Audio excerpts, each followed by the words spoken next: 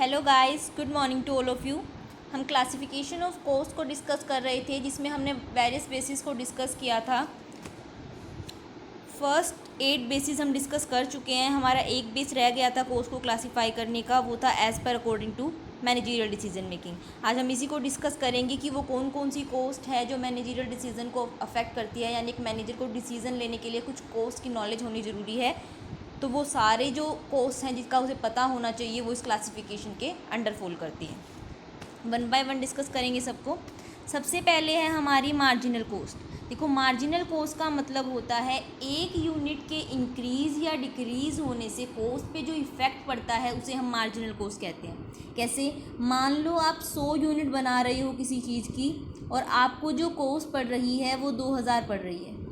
अगर आप 101 यूनिट बना देते हो और आपकी जो कोस्ट है मान लो वो 2060 रुपये हो जाती है, तो यानी एक यूनिट के बढ़ने से आपकी जो कोस्ट बढ़ी 60, तो ये जो 60 है ये आपकी मार्जिनल कोस्ट है।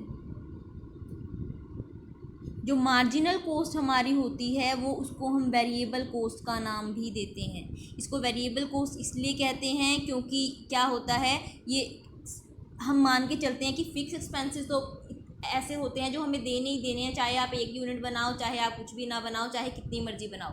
यानी एक यूनिट के इंक्रीज़ या डिक्रीज़ होने से फिक्स कॉस्ट चेंज नहीं होगी। फिक्स कॉस्ट तो हम जितनी दे रहे थे उतनी भी अभी ही दे रहे होंगे, तो इसका मतलब यूनिट के एक बढ़ाने से या घटाने से उस कॉस्ट पे चेंज नहीं आएगा। जो चेंज आएगा वो सिर्फ किसकी वजह से आएगा, हमारे टोटल कॉस्ट में, वो वेरिएबल कॉस्ट की वजह से आएगा। इसीलिए जो हम क्या बोलते हैं, मार्जिनल कॉस्ट को दूसरा नाम हम वेरिएबल कॉस्ट का भी देते हैं। मैंने उस दिन आपको ये बात बताई थी कि जो आपकी वेरिएबल कॉस्ट है और जो आपकी मार्जिनल कॉस्ट होती है वो सेम होती है। एक यूनिट के इंक्रीज़ होने या एक यूनिट के डिक्रीज़ होने से टोटल कॉस्ट पर जो इफेक्ट पड़ता है, जो उसमें चेंज आता है, उसे हम कहते हैं मार्जिनल कॉस्ट।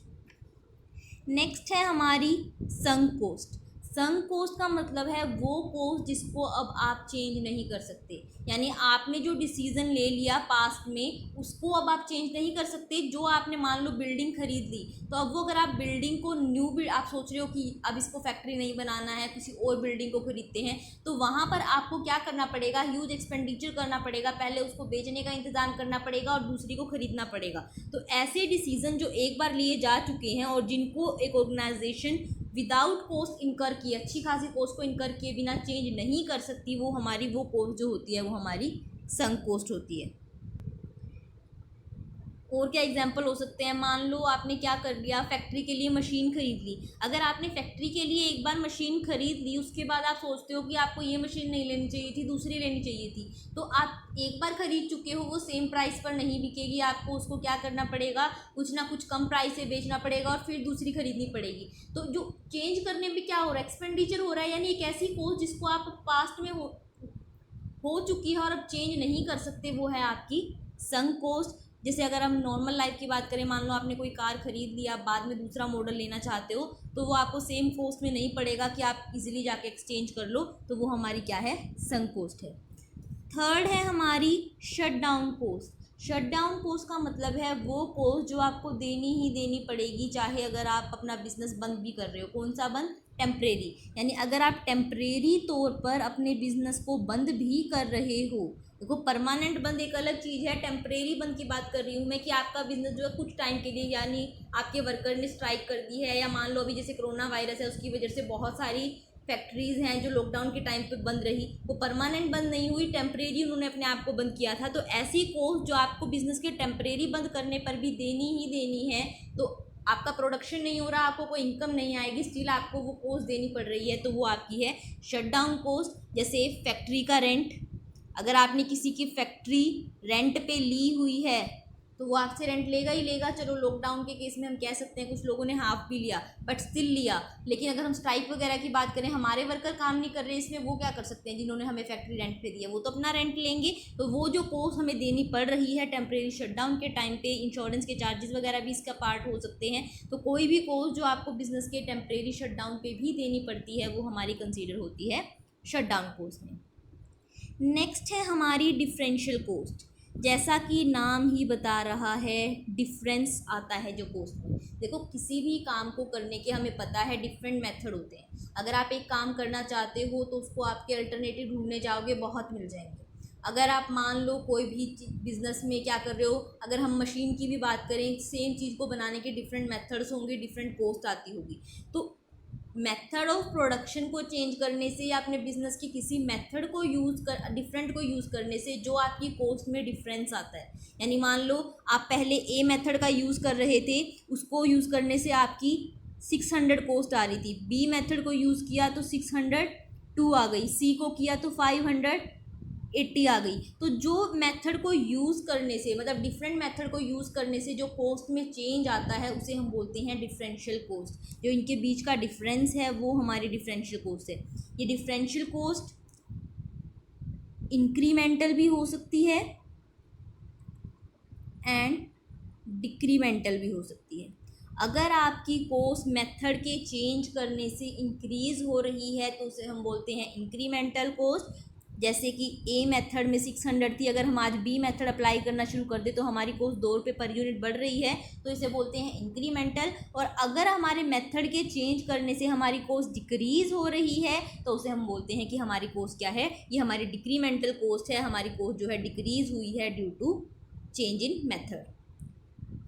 नेक्स्ट है हमारा आउट ऑफ पॉकेट कॉस्ट, यानी वो कॉस्ट जो हमारी पॉकेट से जाएगी।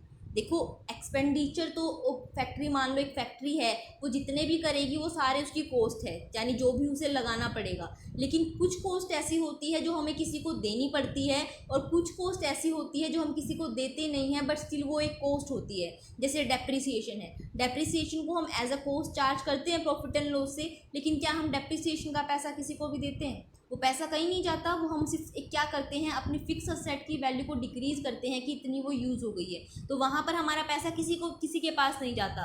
लेकिन अगर हम अपने वर्कर्स को सैलरी देते हैं तो वो सैलरी तो क्या है, किसी के पास जा रही है, वो हमारे पास से पैसा चला गया, तो वो पैसा जो हम किसी और को दे रहे हैं, जो हमारे कैश के एक्सपेंड, जो मतलब एक टाइप से कह लीजिए जो हमारे कैश एक्सपेंडिचर है, वो हमारी होती है आउट ऑफ पॉकेट कॉस्ट, यानी वो कॉस्ट जो हमारी पॉकेट से बाहर जा रही है उसे हम लेते हैं under out of pocket cost. Next है हमारी इम्प्यूटेड कॉस्ट और नोशनल कॉस्ट। अगर आप लोगों को याद हो तो मैंने ये आपको जब एलिमेंट्स ऑफ कॉस्ट करवाए थे तब मैंने आपको बताया था कि नोशनल कॉस्ट क्या होती है। ये वो कॉस्ट होती है जो इनकर हुई होती है लेकिन हमें किसी को देनी नहीं होती। मैंने आपको एग्जांपल दिया था कि मान लो आपके पास एक फैक्ट्री है, अगर आप उस फैक्ट्री को अपने ही बिज़नेस के लिए यूज़ कर रहे हो, यानी मान लो आप अपनी फैक्ट्री शर्ट बनाने के लिए, खुद आपका शर्ट बनाने का बिज़नेस है और आप उसमें यूज़ कर रहे हो, तो आपको उसकी पेमेंट किसी को नहीं करनी। अगर आप किसी की रेंट पे लेते, किसी और से लेते, तो आपको वहाँ पर रेंट देना पड़ता, बट क्योंकि आप अपनी फैक्ट्री को यूज़ कर रहे हो तो वहाँ पर आपको किसी को पेमेंट नहीं करनी। इसीलिए आपका पास से पैसा तो कुछ नहीं गया, यानी वो आउट ऑफ पॉकेट कॉस्ट तो नहीं थी, लेकिन आपका खर्चा तो था। अगर आप अपनी फैक्ट्री में इसको यूज़ ना करते तो किसी और को दे सकते थे उसे रेंट पे, आपके पास कुछ ना कुछ पैसा आता उस लैंड से। तो यानी वो कॉस्ट जो हमें किसी को देनी नहीं है बट कहीं ना कहीं इनकर तो हुई है, तो उसे हम बोलते हैं इम्प्यूटेड कॉस्ट या नोशनल कॉस्ट। ये एक्चुअल एक्सपेंस नहीं होता, स्टिल हम जब प्रोडक्शन की कॉस्ट निकालते हैं तो उसे कंसीडर करते हैं कि कहीं ना कहीं हमारा ये पैसा भी लगा है। और एग्जांपल के तौर पे अगर हम लें, मान लो आपके पास अपना पैसा है, आप अपना पैसे को क्या कर रहे हो, अपने बिजनेस में लगा रहे हो। तो अगर आप अपने ही पैसे को अपने ही बिजनेस में लगा रहे हो तो आपको इंटरेस्ट नहीं देना, लेकिन वहाँ पर आप पैसा लगा रहे हो तो अगर वो पैसा आपका बैंक में रहता तो आपके पास इंटरेस्ट आता, आप किसी और को देते तो इंटरेस्ट आता। तो कहीं ना कहीं आपकी कुछ ना कुछ कॉस्ट तो लगी है, कुछ ना कुछ तो आपका गया है। तो वो कॉस्ट जो लगी है बट लगी भी नहीं है, यानी हमें किसी को देनी नहीं पड़ी है, आउट ऑफ पॉकेट नहीं हुई है, लेकिन हमारी कॉस्ट हुई है, तो उसे हम कंसीडर करते हैं अंडर नोशनल कॉस्ट या इम्प्यूटेड कॉस्ट। नेक्स्ट टाइप है हमारा रिप्लेसमेंट कॉस्ट। रिप्लेसमेंट कॉस्ट का मतलब है वो कॉस्ट जो किसी भी चीज़ को रिप्लेस करने में अकर हुई है, यानी हमारे पास एक मशीन थी, अब वो मशीन ऑब्सोल्यूट हो चुकी है या फिर मॉडर्नाइजेशन की वजह से अनयूजेबल हो गई है और अब हमें उस मशीन को रिप्लेस करना है एक न्यू मशीन के साथ। तो ओल्ड मशीन को न्यू मशीन के साथ एक्सचेंज करने में आपकी जो कॉस्ट इनकर होगी, देखो वैसे तो हम डेप्रिसिएशन का पैसा इसीलिए ही रखते हैं साइड में ताकि हमारे पास जब उस असेट की यूज़फुल लाइफ ख़त्म हो तो हमारे पास पैसा हो असेट ख़रीदने के लिए, लेकिन आप कभी भी उतना पैसा इकट्ठा नहीं कर सकते डेप्रिसिएशन के थ्रू जितना आपका नई असेट को लेने में आएगा, क्योंकि टाइम के साथ प्राइसेस बढ़े होंगे। 10 साल पहले जो असेट 10,000 की आती होगी आज हो सकता है वो 15,000 की आए, तो आपको जो पैसा आपने अलग रखा है उससे अलग भी 5,000 रुपये देने पड़ेंगे। यानी वो कॉस्ट जो हमें किसी भी असेट को, किसी भी फिक्स असेट को एक्सचेंज करने में इनकर होती है हमारी, उसे हम बोलते हैं रिप्लेसमेंट कॉस्ट, यानी रिप्लेस करने की कॉस्ट। नेक्स्ट है हमारा कन्वर्जन कॉस्ट, यानी कन्वर्ट करने की कॉस्ट। देखो मोस्टली जितनी भी कॉस्ट हैं सारे अपने नाम से ही बता देती हैं कि शट डाउन यानी बंद होगी तब कौन सी कॉस्ट आएगी, डिफरेंशियल कॉस्ट यानी डिफरेंस कॉस्ट में जो आएगा मेथड चेंज होने से, आउट ऑफ पॉकेट यानी जो पॉकेट से जा रही है, ये सारी चीज़, रिप्लेसमेंट यानी जो रिप्लेस करने में आ रही है, ये सारी चीज़ अपना नाम बता रही है। ऐसे ही कन्वर्जन कॉस्ट भी बता रही है कि कन्वर्ट करने में जो कॉस्ट, कौन सी किस चीज़ को, रॉ मटेरियल को फिनिश प्रोडक्ट में कन्वर्ट करने की जो कॉस्ट होती है उसे हम बोलते हैं कन्वर्जन कॉस्ट। कन्वर्जन कॉस्ट में हमने पहले बात की हुई है कि कौन कौन से आ जाती है, हमने बात की थी। एक तो इसमें आ जाती है हमारी प्राइम कॉस्ट, यानी जितने भी डायरेक्ट एक्सपेंसेस हैं, डायरेक्ट मटेरियल भी, डायरेक्ट लेबर भी एंड डायरेक्ट एक्सपेंसेस भी, प्लस फैक्ट्री में लगने वाले जितने भी ओवरहेड होते हैं वो सारे पार्ट बनते हैं हमारे किसका, कन्वर्जन कॉस्ट का। क्योंकि जो रॉ मटेरियल फिनिश प्रोडक्ट में कन्वर्ट किया जाता है वो फैक्ट्री में ही किया जाता है, यानी जहाँ फैक्ट्री से प्रोडक्ट निकलता है वहाँ तक हमारे जितने भी एक्सपेंडिचर हो चुके होते हैं वो सारे कंसीडर होते हैं हमारे कन्वर्जन कॉस्ट। नेक्स्ट है हमारी अपॉर्चुनिटी कॉस्ट। इसे हम कॉस्ट ऑफ सेक्रीफाइस भी बोलते हैं। एग्जाम्पल से समझो इसे। मान लो मैंने आपको, देखो जब मैंने नोशनल कॉस्ट की बात की थी तब मैंने आपको बोला था कि एक ओनर है, अगर वो क्या कर रहा है, अपनी फैक्ट्री को यूज़ कर रहा है तो उसको क्या नहीं देना, किसी को रेंट नहीं देना। इसकी बजाय अगर वो किसने किसी और की फैक्ट्री को लिया होता तो उसे रेंट देना पड़ता। वो रेंट चाहे उसे देना नहीं पड़ रहा फिर भी वो उसकी कॉस्ट है, इसीलिए वो उसकी क्या है, वो नोशनल कॉस्ट है। यानी वो रेंट जो उसे किसी और को देना पड़ता, अगर वो फैक्ट्री अपनी ना यूज़ करके दूसरे की यूज़ करता तो वो तो थी नोशनल कॉस्ट की इनकर होती। अपॉर्चुनिटी कॉस्ट का मतलब है कि आपने जो ऑल्टरनेट सिलेक्ट किया, आपके पास किसी भी काम को करने के डिफरेंट ऑल्टरनेट थे, अगर आपने एक ऑल्टरनेट को सिलेक्ट किया तो उसकी वजह से आपका जो दूसरा ऑल्टरनेट चला गया वहाँ पर आपकी जो इनकम होनी थी तो वो भी चली गई। यानी अगर आपने अपने पैसे को अपने बिजनेस में लगा लिया तो उसको जो इंटरेस्ट था वो चला गया। आप उसको अगर यहाँ पर ना लगा के बिजनेस में कहीं और किसी और को उधार देते या बैंक में जमा करवाते तो आपके पास इंटरेस्ट आता, तो वो जो सेक्रीफाइस आपने किया वहाँ पर जो आपको इंटरेस्ट की इनकम मिलने वाली थी जो वो आपकी गई, वो है आपकी अपॉर्चुनिटी कॉस्ट। जो आप देखो नोशनल कॉस्ट वो कॉस्ट जो आपने क्या किया, किसी और का पैसा आप यूज़ करते तो आपको देनी पड़ती, तो आप क्या मान रहे हो, आप अगर किसी और का यूज़ करते तो देनी पड़ती, तो अपना यूज़ कर रहे हैं चाहे देनी नहीं पड़ रही पर स्टिल वो कॉस्ट है, इसीलिए वो हमारी नोशनल कॉस्ट। लेकिन आपने अपनी चीज़ को यूज़ करते हुए जो सेक्रीफाइस किया कि अगर आप अपनी फैक्ट्री को, अगर मैं बोलूँ कि अपनी फैक्ट्री खुद की बजाय किसी और को देते तो वो आपको रेंट देता, तो वो जो रेंट की इनकम आपकी चली गई वो है आपकी अपॉर्चुनिटी कॉस्ट। कंफ्यूज मत होना नोशनल कॉस्ट में और अपॉर्चुनिटी कॉस्ट में। अपॉर्चुनिटी कॉस्ट जो हमने सेक्रीफाइस किया है एक ऑल्टरनेट की वजह से दूसरे में जो हमारे पास इनकम आनी थी जो हमने सेक्रीफाइस कर दी है वो है हमारी, वो इनकम हमारा यानी एक टाइप से हमारा लॉस हो गया, वो है हमारी अपॉर्चुनिटी कॉस्ट। और नोशनल कॉस्ट का मतलब है वो कॉस्ट जो हमारी कहीं ना कहीं इनकर हुई है बट हमने क्या किया है, देनी नहीं पड़ी, तो वो है हमारी नोशनल कॉस्ट। लास्ट है हमारा अवॉइडेबल एंड अनअवॉइडेबल कॉस्ट।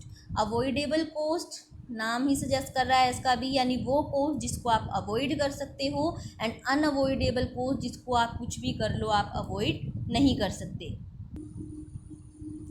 अगर आप क्या कर रहे हो, मान लो 4 डिपार्टमेंट आपकी ऑर्गेनाइजेशन में है, आप ये देखते हो कि एक डिपार्टमेंट पे जो इतनी ज़्यादा कॉस्ट आ रही है उसके इतने बेनिफिट नहीं मिल रहे, इसकी बजाय मैं उस प्रोडक्ट को क्या कर सकता हूँ, बाहर से ले सकता हूँ। तो वहाँ पर आप क्या कर रहे हो, आपके पास चांसेस हैं कि आप उस डिपार्टमेंट को बंद कर दो और उसके क्या करोगे, उस डिपार्टमेंट को हटा दोगे तो उसका सारा स्टाफ हट जाएगा और आपकी कॉस्ट चेंज हो जाएगी, कम हो जाएगी। तो यानी वो कॉस्ट ऐसी है डिपार्टमेंट की जिसे आप अवॉइड कर सकते हो।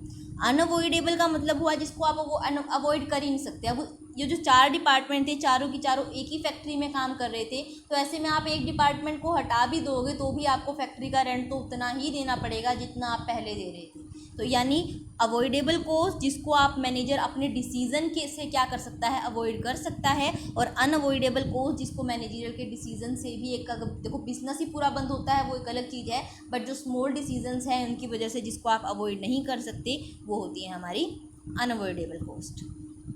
मोस्टली इस टाइप की चीज़ों को एक मैनेजर यूज़ करता है ये डिसाइड करने के लिए कि उसे पर्टिकुलर डिपार्टमेंट या प्रोडक्ट कंटिन्यू करना है या नहीं।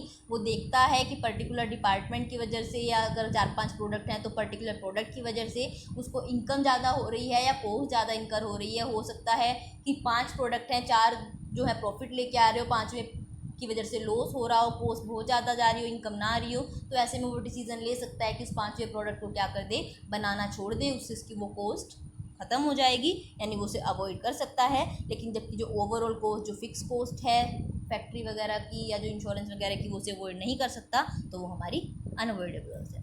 अब जब मैनेजर को डिसीजन लेना है कोई भी, चाहे उसे प्रोडक्ट के रिगार्डिंग लेना है, डिपार्टमेंट के रिगार्डिंग लेना है, मेथड ऑफ प्रोडक्शन के रिगार्डिंग लेना है, या फिर अपनी चीज़ों को यूज़ करना है, या बाहर से चीज़ें रेंट पे लेनी है, बिज़नेस को टेम्परेरी बंद करते हैं तो कितना लॉस होता है, या फिर उसे मान लो क्या चल रहा है, मंदी आई हुई है, मान लो डिप्रेशन का टाइम है, और डिप्रेशन के टाइम कंपनी ने सोचा है कि टेम्परेरी बंद करना ही सही है क्योंकि फ़ायदा नहीं आ रहा, तो वहाँ पर वो शटडाउन कोस्ट को मैनेजर यूज़ करेगा कि वो देखेगा कि बंद करके काम को रखें तो ज़्यादा लॉस हो रहा है, या फिर क्या करें हम कैरी ऑन रखें बिज़नेस को, नुकसान वहाँ पर ज़्यादा हो रहा है। अगर उसे लगेगा कि कैरी ऑन करने में ज़्यादा नुकसान हो रहा है तो वो बंद करना सही समझेगा, और उसे लग रहा है कि अगर बंद करने में ज़्यादा नुकसान हो रहा है तो वो क्या करेगा, चाहे लॉस में फिर भी बिज़नेस को चलाएगा। यानी ये सारी कॉस्ट ऐसी हैं जिनकी मैनेजर को नॉलेज होनी चाहिए जब वो डिसीज़न ले रहे हैं कोई भी बिज़नेस से regarding.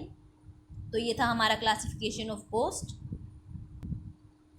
As per managerial decision making. ठीक है, मैं आपको फिर वही बात बोलूँगी कि कुछ भी डाउट हो तो पूछ लेना, कॉस्ट में कंफ्यूज बिल्कुल मत होना, एंड वीडियो पसंद आए तो चैनल को सब्सक्राइब जरूर कर देना। Thank you.